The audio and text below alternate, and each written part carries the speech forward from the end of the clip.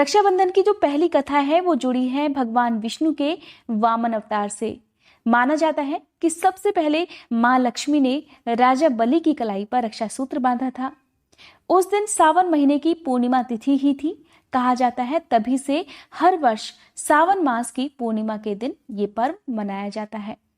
प्राचीन कथा के अनुसार कहा जाता है कि राजा बलि देवताओं के स्वर्ग को जीतने के लिए यज्ञ कर रहा था। तब देवराज इंद्र ने भगवान श्री हरि से प्रार्थना की कि वे राजा बलि से सभी देवताओं की रक्षा करें। तब देवताओं की मदद करने के लिए भगवान श्री हरि ने एक वामन यानी कि ब्राह्मण का अवतार लिया और एक ब्राह्मण के रूप में राजा बलि से भिक्षा मांगने के लिए उसके महल में जा पहुंचे। ब्राह्मण ने राजा बलि से दान में 3 पग भूमि मांग ली। बलि ने सोचा छोटा सा ब्राह्मण है, 3 पग में कितनी जमीन ले पाएगा।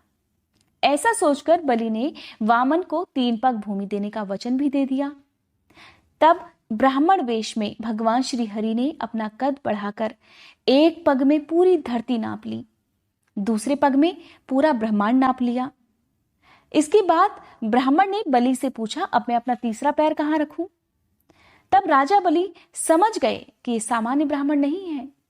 इससे पहले कि वामन रूपधारी भगवान श्रीहरि अपना तीसरा पैर आगे बढ़ाते, तभी राजा बलि ने अपना सिर उनके पैर के आगे कर दिया।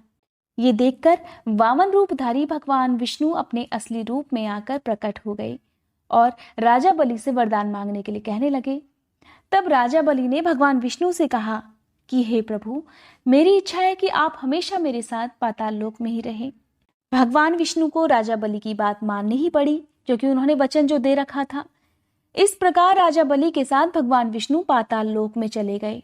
उधर जब भगवान विष्णु पाताल लोक में चले गए तो संपूर्ण ब्रह्मांड का जो भी कार्य था वो रुकने लगा। इस तरह भगवान विष्णु के पाताल लोक में निवास करने पर संपूर्ण ब्रह्मांड के संचालन में बाधा उत्पन्न होने लगी और जब ये बात महालक्ष्मी को पता चली तो वे भी पाताल लोक में चली गई और राजा बलि की कलाई पर रक्षा सूत्र बांधकर उन्हें अपना भाई बना लिया। इसके बाद बलि ने मां लक्ष्मी से उपहार मांगने के लिए कहा। तब मां लक्ष्मी ने भगवान विष्णु को उपहार के बदले मांग लिया। राजा बलि ने अपनी बहन लक्ष्मी की बात मान ली और इस प्रकार विष्णु भगवान को वापस लौटा दिया। तब विष्णु भगवान ने उनसे कहा कि वे 4 महीने के लिए पाताल लोक में निवास करेंगे और भगवान विष्णु के इन 4 महीने का जो समय होता है पाताल लोक में निवास करने का, उसे ही शास्त्रों में चातुर्मास के नाम से जाना जाता है। कहा जाता है कि तभी से रक्षाबंधन का पर्व मनाया जाने लगा। रक्षाबंधन के दिन बहनें अपने भाई की कलाई में राखी बांधती हैं, उन्हें तिलक लगाती हैं, साथ ही भगवान से अपने भाई की लंबी उम्र के लिए, उनके अच्छे स्वास्थ्य के लिए, उनकी कामयाबी के लिए प्रार्थना भी करती हैं।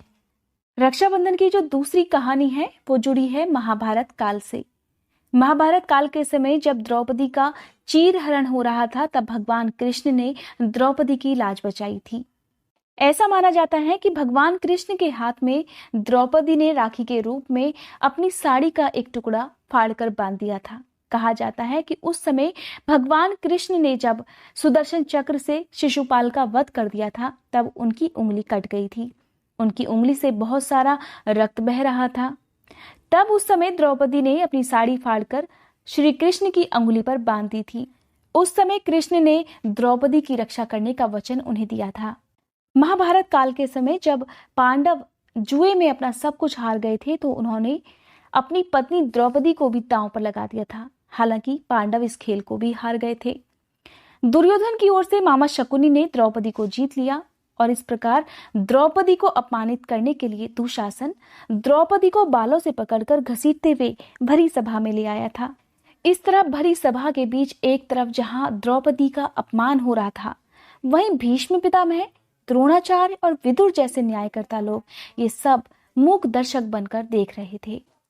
पूरी सभा में दुर्योधन ने द्रौपदी का चीरहरण जब करने का प्रयास किया तब ये सब देखकर भी लोग मौन थे। यहाँ तक कि पांडव भी द्रौपदी की लाज बचाने के लिए कुछ भी कर नहीं पा रहे थे। तब जब द्रौपदी को एहसास हुआ कि कोई भी उसकी रक्षा करने के लिए, उसकी लाज बचाने के लिए नहीं आने वाला है, तब आंखें बंद कर वो भगवान कृष्ण को याद करने लगी। मन ही मन भगवान कृष्ण को पुकारने लगी।